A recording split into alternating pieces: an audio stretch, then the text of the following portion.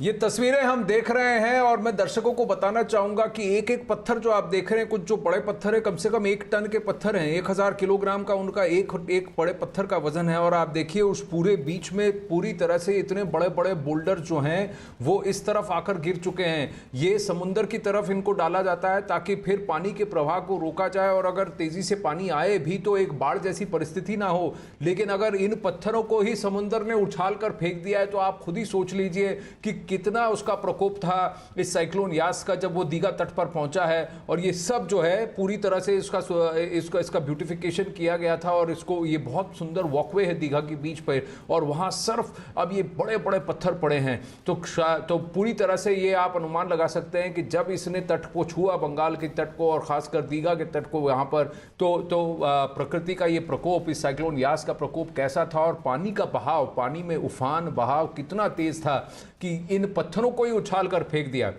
आशिका फिर से हमारे साथ जुड़ रही हैं। आशिका, आपके विजय जो हैं वो अंदर एक इस पर खड़े हैं और फिर पूरा एक अनुमान लग रहा हमको मिल रहा है कि किस तरह का वहां पर डैमेज हुआ है। और अगर बीच के तट पर और इस बुलेवार्ड पर ही अगर इतना डैमेज हुआ है तो जो बाकी इलाके हैं वहां पर कितना डैमेज हुआ है? क्योंकि आपने वहां पर लोगों से बात की, कुछ लोगों का कहना है कि उन्होंने जिंदगी में कभी इतना नहीं देखा प्रकृति का प्रकोप और इस तरह से तूफान नहीं देखा। अम्फन में भी उनका कहना है कि ऐसा नहीं था। बिल्कुल, अम्फन जो है वो दक्षिण 24 परगना से टकराया था, कोलकाता तक उसका बहुत प्रभाव देखने को मिला था, लेकिन यहाँ दीघा में इतना प्रभाव देखने को नहीं मिला था आनंद। और अब जो तस्वीरें यहाँ पर विनाश की मैं आपको दिखा रही हूँ, दीघा के लोगों का कहना है कि ये पहले कभी नहीं देखा गया है। समुद्र का पानी, जब मैं सुबह यहाँ पर आई थी, सुबह 6 बजे मैं यहाँ पर आई थी, तो जो समुद्र उफान पर था, यहाँ खड़े होना मुश्किल हो रहा था मेरे लिए। यहाँ से सुरक्षित स्थान पर मुझे खुद जाना पड़ा। उसके बाद जो तस्वीर सामने आई है वो इसका आफ्टर इफेक्ट्स देखिए आनंद। ये पूरा बीच और इस तरफ की तस्वीरें अगर मैं अपने वीडियो जर्नलिस्ट आशीष दर से कहूँ कि वो दिखाएं, पेड़ जो यहाँ पर बीच पर थे आनंद वो एक एक करके टूट गए हैं। तो ये भी एक तस्वीर यहाँ की देखिए, ये जो पूरा साइड में ये बैठने की जगह रेलिंग सुंदरीकरण का काम किया गया था, पूरी तरह से सब तबाह हो गया है। और जो लो लाइंग एरियाज हैं वहाँ पर अब भी समुद्र का पानी जो है वो भरा हुआ है। एनडीआरएफ की टीम जगह जगह पर जाकर के जो लोग अब भी वहाँ फंसे हैं उनको निकालने का काम किया जा रहा है। हालांकि जो शेल्टर है करीब 2 से 2.5 लाख लोगों को पूर्व मिदनापुर में वो शेल्टर तक अभी पहुंचा दिया गया है, लेकिन कई लोग अपने घरों को छोड़ने को तैयार नहीं थे। कल भी एनडीआरएफ की टीम बहुत कोशिश कर रही थी, कई जगहों पर पुलिस की मदद लेकर के जबरन उन लोगों को निकालना पड़ा। और ये जो विनाश की तस्वीरें, यास तूफान, जब ये ख़त्म हो जाएगा तूफान, तभी जो असली चेहरा है विनाश का वो समझ में आएगा। कितना नुकसान हुआ इसका आंकड़ा लग पाएगा। लैंडफॉल के पहले ही करीब 20,000 घर जो है वो तबाह हो चुके थे और बाढ़ की स्थिति जगह जगह पर बनी है। दक्षिण 24 परगना जहाँ पर गंगा नदी का पानी एक तो हाई टाइड और ऊपर से तूफान के चलते गांव-गांव में भर गया है। जो बांध हैं वो टूट गए हैं आनंद।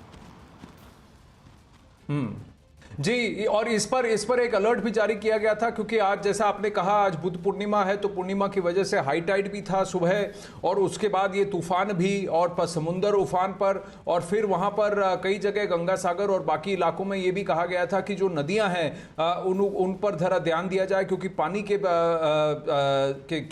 अधिक प्रवाह की वजह से वहां पर बांध टूट सकते हैं, बाढ़ की परिस्थिति हो सकती है। तो उसके नदी के आसपास के इलाकों में से भी सुवर्णरेखा और बहुत सारी नदियां हैं जहां जिसके आसपास से लोगों को हटा दिया गया था क्योंकि इसकी भी वार्निंग दी गई थी। आशिका और नवेश, आप मेरे साथ बने रहिए, जरा थोड़े से और अपडेट्स में शेयर करना चाहूंगा यहां अखाड़ा में हमारे दर्शकों के साथ। उड़ीसा और बंगाल के तट से टकराने के बाद यास तूफान अब थोड़ा सा कमजोर पड़ गया है ऐसा कहा जा रहा है। हालांकि बारिश अभी भी हो रही है कई जगह और तेज हवाएं चल रही हैं। दोपहर के बाद तूफान की रफ्तार में कुछ कमी और आएगी। तूफान के असर की वजह से बंगाल के कई जिलों में बारिश हो सकती है। शाम से ही झारखंड में भी बारिश शुरू हो जाएगी और अनुमान के मुताबिक 27 तारीख की सुबह तक तूफान झारखंड पहुंच जाएगा। झारखंड के कई जिलों में भारी से बहुत ज्यादा भारी वर्षा हो सकती है और हवाओं की रफ्तार 60 से 70 किलोमीटर प्रति घंटा हो सकती है, यानी कम से कम 40-50 किलोमीटर की रफ्तार में कमी आएगी, क्योंकि जैसा नावेश बता रहे थे कि ओडिशा के तट पर तो 135 किलोमीटर प्रति घंटा की रफ्तार से हवाएं तटीय इलाकों में आई थी, लेकिन जब तक ये तूफान झारखंड की तरफ पहुंचेगा 60 से 70 किलोमीटर की रफ्तार पर हवाएं चलेंगी। दूसरी एक और बात, अगर हम बंगाल का ही अनुमान करें तो कोलकाता में भी तेज हवाएं और बारिश का अनुमान है। यास तूफान के तट पर टकराते ही बंगाल के कई इलाकों में तेज हवाओं के साथ बारिश हुई। दक्षिण 24 परगना की बात आशिका कर रही थी, वहां के कई गांवों में पानी घुस गया है। दीघा में तो कई गाड़ियां पानी में डूब गई।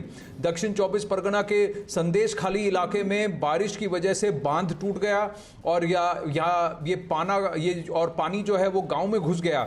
उत्तर 24 परगना में आंधी और बारिश से 80 घरों को नुकसान पहुंचा है। मौसम विभाग के मुताबिक बंगाल ही नहीं, बिहार और झारखंड तक यास का असर महसूस किया जाएगा। पूर्वी मेदिनीपुर के दीघा में तूफान से बड़ा नुकसान हुआ है, हो सकता ही नहीं हुआ है, और ये तस्वीरें जो आशिका के साथ है हम देख रहे हैं, उसी से हम अनुमान लगा सकते हैं कि तूफान की इंटेंसिटी कितनी थी। अगर एक एक टन जैसे इतने बड़े बड़े पत्थरों को एकदम तिनके की तरह उछाल के फेंक दिया है समुद्र ने इस तरफ, तो आप सोच सकते हैं कि कितना जोर होगा प्रकृति का इस पर और साइक्लोन यास का। अब यास के बड़े नुकसान का अंदेशा जताया जा रहा है। यास की वजह से राज्य सरकार ने भी लोगों को बचाने के लिए पूरी ताकत झोंक दी है। यास के खतरे को देखते हुए बंगाल की मुख्यमंत्री ममता बनर्जी पूरी स्थिति पर नजर रख रही हैं। ममता बनर्जी खुद कोलकाता में बनाए गए कमांड सेंटर में पहुंचकर अधिकारियों से उन्होंने स्थिति की जानकारी ली, निरीक्षण किया, देखा कि किस तरह की रिलीफ एक्टिविटीज़ हैं और राहत कार्य में किस तरह से कितनी पुख्ता है और इंतजामात कितने पुख्ता हैं। तूफान से बचने के लिए एजेंसियों ने पूरी ताकत झोंक दी है। सेना, एनडीआरएफ, कोस्ट गार्ड सभी तैनात हैं और सभी सक्रिय हैं इस वक्त। जहां हम देख रहे हैं उड़ीसा में भी एनडीआरएफ की टीम ही सड़क को अभी क्लियर कर रही है। एक बहुत बड़ा बरगद का पेड़ जो गिरा है नावेश के ठीक पीछे, उसकी क्लियरिंग का काम जो है वो एनडीआरएफ के लोगों ने ही उसका बीड़ा उठाया है और बड़ी ताकत से और तेजी से फुर्ती से काम चल रहा है वहां। वहीं पश्चिम बंगाल के दक्षिण 24 परगना में यास तूफान की वजह से भारी बारिश हो रही है। जिले के संदेशखाली इलाके में नदी पर बना एक बांध टूट गया, जिसकी वजह से कई गांव में पानी भर गया। इसके बाद एनडीआरएफ की टीमें गांव में फंसे लोगों को निकालने के लिए और उन्हें सुरक्षित जगह पहुंचाने में जुट गई हैं।